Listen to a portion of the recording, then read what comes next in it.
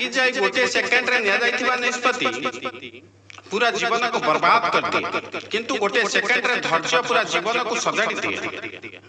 परिस्थिति जेते कठिन होई थाउ पछे धैर्यर सहित मुकाबिला कले परिस्थितिर सुधार आसी थाए।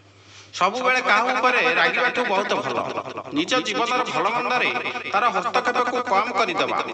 समर्पण ही सौंदर्यर वृद्धि करिଥାଏ, जुक्ति केवल विभ्रांत करे। समर्पण समान दिए, जो सुख समर्पण अछि ता जुक्ति रे नाही।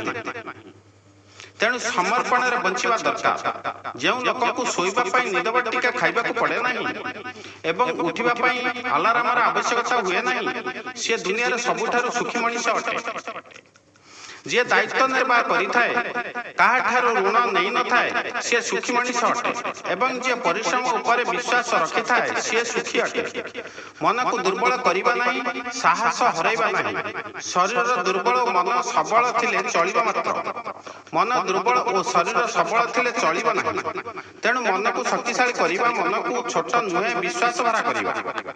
तेणु मन को जीवन रे जेउ महत्व विश्वास रे से महत्व नाही। निश्वास बिना मनुष्य बंची पारे ना एवं विश्वास बिना संपर्क जीवित रही पारे ना।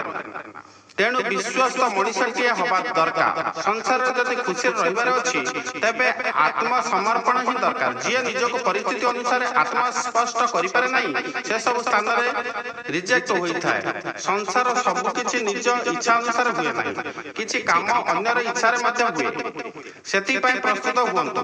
जे परिस्थिति थिबो सेही परि निज मनस्पति करिनियंतु। एहा ही हेउछि सुखी रहिबार रहस्य।